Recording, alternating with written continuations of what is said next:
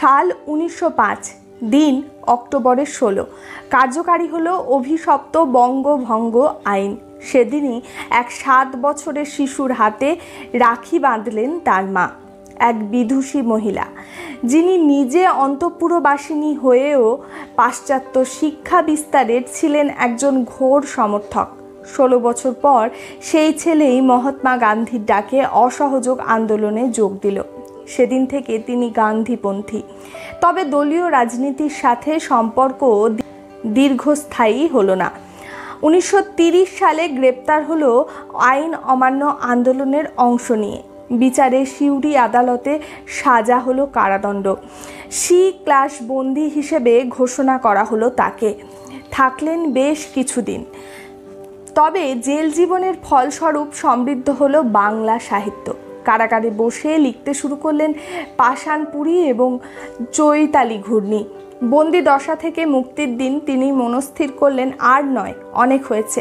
এবার তিনি সাহিত্য সাধনার মাধ্যমে দেশের সেবা করবেন। তারপর থেকেই বাংলা সাহিত্য পেতে থাকলো একের পর এক কালজয়ী সব উপন্যাস, ছোট গল্প এবং আজ আমি এই মানুষটির গল্পই করব, রবীন্দ্র পরবর্তী সময়ে থিতিয়ে পড়া বঙ্গীয় সাহিত্য পরিষদ তথা বাংলা সাহিত্যের অলিখিত অভিভাবক তারাশঙ্কর বন্দ্যোপাধ্যায়কে নিয়ে। 1898 সালের 23শে জুলাই পশ্চিমবঙ্গের রাঢ় বীরভূম জেলায় লাভপুর গ্রামে ক্ষয়িষ্ণু জমিদার পরিবারে জন্মগ্রহণ করেন তিনি। যদিও তার জন্ম তারিখ নিয়ে আছে বহু মতভেদ। বাবা হরিদাস বন্দ্যোপাধ্যায় এবং মা প্রভাবতী দেবী দুজনেই ছিলেন অত্যন্ত ধর্মপ্রাণ এবং আদর্শনিষ্ঠ মানুষ। তারাশঙ্করের জন্মগ্রহণের আগে হরিদাস এবং প্রভাবতী দেবীর জ্যেষ্ঠ পুত্র মৃত্যু ঘটে, আর সেজন্যই পরিবারের সকলে তারা মায়ের পুজো শুরু করেন। পুজো শুরু হওয়ার ঠিক 10 মাস পরে তারাশঙ্করের জন্ম হয়। পরিবারের সকলেই বিশ্বাস করেন এই সন্তান মায়ের করুণা ছাড়া আর কিছুই নয়, তাই নাম রাখা হলো তারাশঙ্কর। মাত্র 8 বছর বয়সে তারাশঙ্কর বাবাকে হারান। বিধবা পিসি শৈলজা এবং মা প্রভাবতীর ভালোবাসায় তিনি লালিত পালিত হন। মা প্রভাবতী দেবী যেমন ধর্মপ্রাণা এবং ধর্মশাস্ত্রের অগাধ অনুশীলন ছিল তার মধ্যে, তেমনই ছিলেন একই সাথে তিনি পাশ্চাত্য শিক্ষা প্রসারের একজন বড় সমর্থকও ছিলেন। তারাশঙ্কর বন্দ্যোপাধ্যায়ের সততা, ধর্মবোধ, ধর্মীয় শাস্ত্রের প্রতি বিশ্বাস এবং একই সাথে পাশ্চাত্য শিক্ষার প্রতি তার আগ্রহ সবটাই হয়েছিল একমাত্র মায়ের প্রভাবে। প্রভাবতীর বাস্তব দেশপ্রেম শৈশবেই তারাশঙ্করকে উদ্দীপিত করেছিল। লাভপুরের যাদবলাল হাই স্কুল থেকে এন্ট্রান্স পাশ করে তিনি চলে যান কলকাতায় উচ্চশিক্ষার জন্য। তবে কলকাতা যাওয়ার আগে উমা শশীর সাথে সেরে নেন বিয়ে। কলকাতায় গিয়ে তিনি প্রথমে সেন্ট জেভিয়ার্সে সাউথ সুবারবন কলেজ, যা পরবর্তীকালে আশুতোষ কলেজ নামে বিখ্যাত, সেখানে ভর্তি হন। তিনি সেন্ট জেভিয়ার্স কলেজে পড়ার সময়ই অসহযোগ আন্দোলনে যোগ দেন। রাজনীতিতে যোগদানের পর আর পড়াশোনা সেভাবে এগিয়ে নিয়ে যেতে পারেননি তিনি। সক্রিয় রাজনীতিতে যোগদানের ফলস্বরূপ তাকে কারাবরণ করতে হয়েছিল। বাংলা কংগ্রেসের রাজনীতির উপদলীয় কোন্দল এবং সংঘাতের কারণে তিনি রাজনীতির প্রতি বীতশ্রদ্ধ হয়ে পড়েছিলেন। কারাগারে শুরু করেন সাহিত্য সাধনা এবং মুক্তির পর নিজের কাছে প্রতিজ্ঞা করেন, অনেক হয়েছে, আর এই পথ নয়, এবার তিনি অন্য পথে দেশের সেবা করবেন, সাহিত্যের পথে, সাহিত্য সাধনার পথে। তিনি লিখবেন তাদের কথা যাদের কথা কেউ তেমন লেখে না। লিখলেন বীরভূম বর্ধমান অঞ্চলের সাঁওতাল, বাগদি, বৈষ্ণব, বাউরি, ডোম, গ্রাম্য কবিয়াল সম্প্রদায়ের কথা।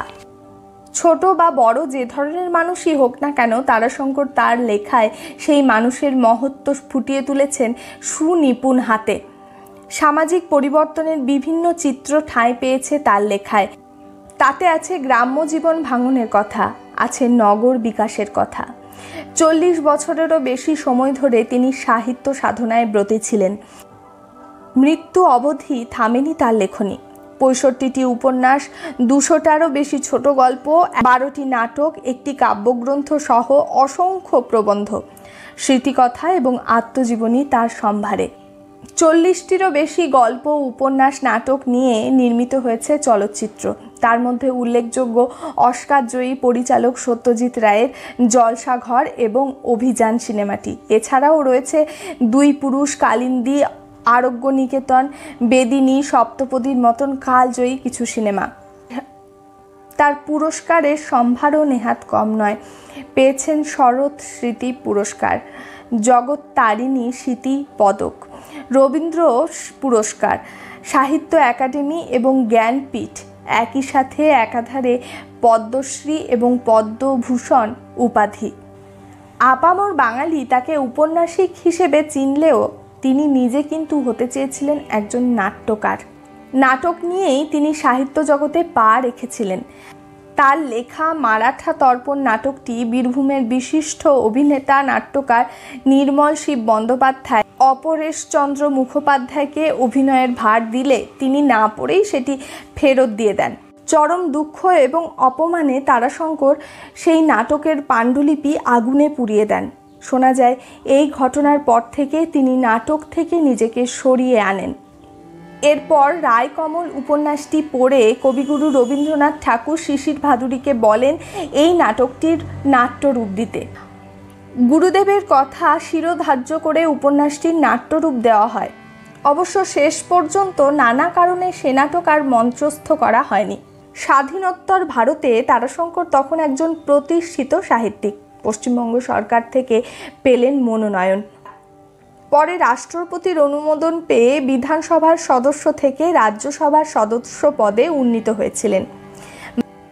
ভারত চীন মৈত্র দৃঢ় করতে উভয় দেশের মধ্যে সংস্কৃতি বিনিময়ের অঙ্গস্বরূপ গিয়েছিলেন চীন সফরে।